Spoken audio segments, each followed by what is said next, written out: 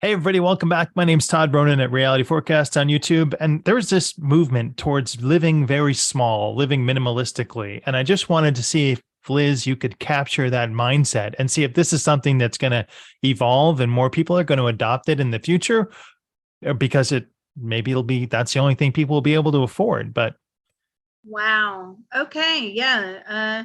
Let's grab all the tiny homes. Okay. And how far out in the future do you want to go? let's see, it's 2023. Let's go out 10 years and see if there are more people adopting this tiny lifestyle in 2023. The first thing I'm getting is it's a mindset, right? You have to have the right mindset to live in this. Let's go January 1st, 2033, 6 p.m. Eastern Daylight Time. Okay, what would you like to know? Are there more people living in mobile tiny houses? No, it's about the same as in 2023. Maybe slightly more, but it's relatively the same.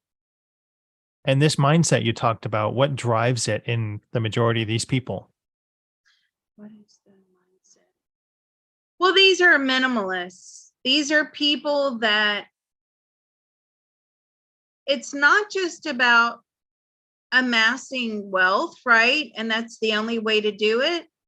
It's about a certain lifestyle, knowing that you don't need more than this tiny home. Maybe, they're very earthy. I feel like there's a lot of recycling going on, a lot of growing food going on. So this is more of a mindset as far as people that choose to live in a tiny home. They're very different. It's you have to be driven, and you have this, it's like a state of being, almost like nothing really matters. And they're very connected to the universe as well. They're quite spiritual people that live in the tiny homes.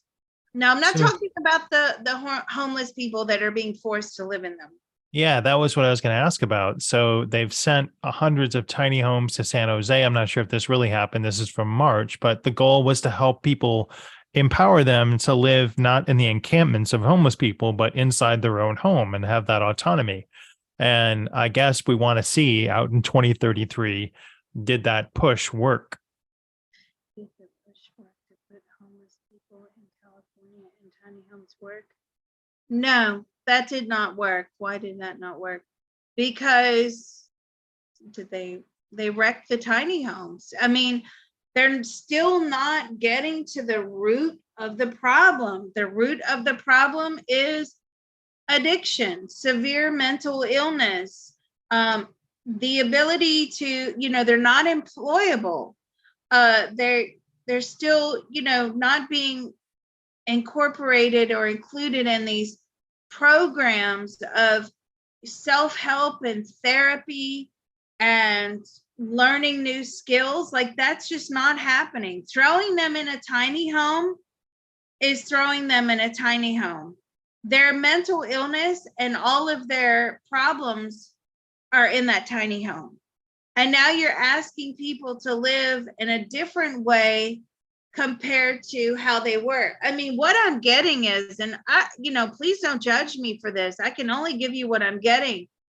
Some people want to be on the streets. That I got that very clearly. So now you're telling them to live in this tiny home, and they don't want to be in the tiny home. They feel confined in like a tiny home. But I'm saying, but it really is just somewhere to lay your head. And I've got some people answering back to me now saying, but we don't want to lay our head inside a small place. We want to be outdoors.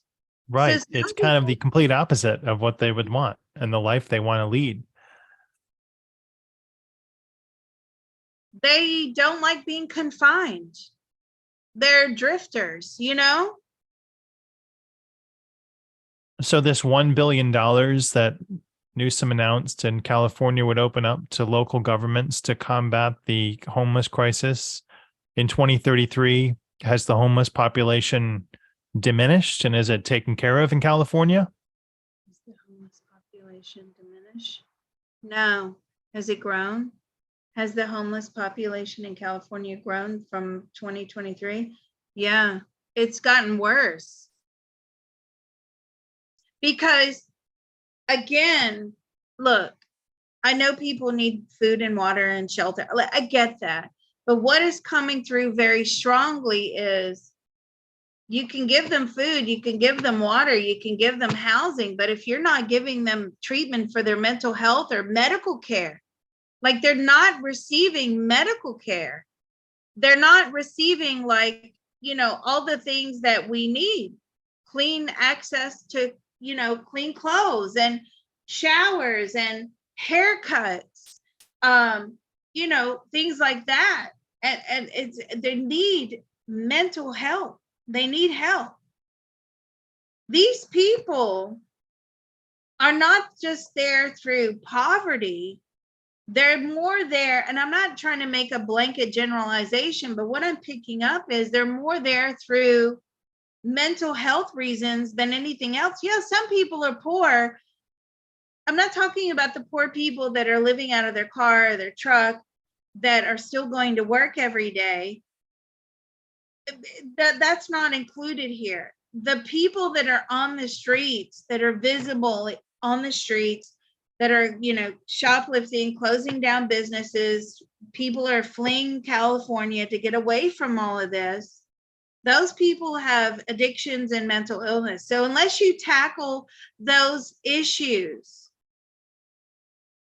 and some of them don't need to be on the street. Some of them need to be in treatment facilities. Right. That's what I've gotten a lot when I try and attack the problem from a remote viewing vector. Thank you so much, Liz. I hope to see you again. Thanks, everybody, for listening. Please like, share, subscribe, and we will see you guys next time. Yeah, I wish we had a solution. I mean, the solution is costly. The solution requires a lot of medical intervention, and there's just not enough money for that, is what I'm pulling. So that's a shame. All righty, we'll shut this one down. Thanks, Liz.